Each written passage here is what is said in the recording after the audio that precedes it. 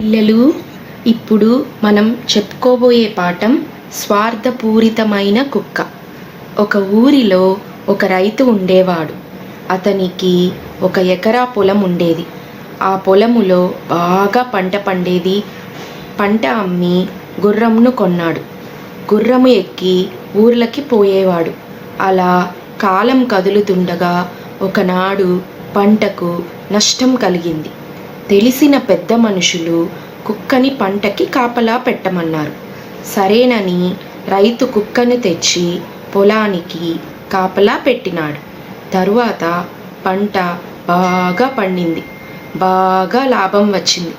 రైతు కుక్కని బాగా ప్రేమగా చూడసాగేవాడు. కొన్ని రోజులకి కుక్కకి పొగరు పెరిగింది. గుర్రము కంటే తానే గొప్పదానినని గుర్రం మేసే గడ్డి మీద పడుకునేది.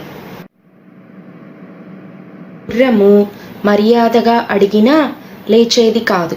కొన్ని రోజుల తర్వాత గుర్రముకు ఒక తెలివైన ఆలోచన వచ్చింది.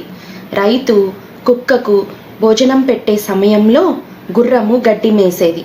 అది చూచి కుక్క తన భోజనం మానుకొని గడ్డి మేయడానికి వెళ్ళే గుర్రానికి అడ్డుపడేది. కొన్ని రోజులకు కుక్క బక్కచిక్కి చనిపోయింది.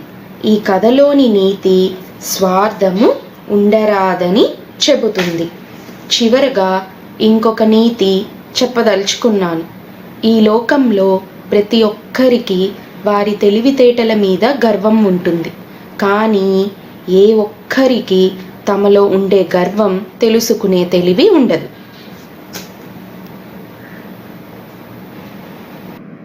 టీచర్, మీరు చెప్పిన కథ మాకు బాగా నచ్చింది.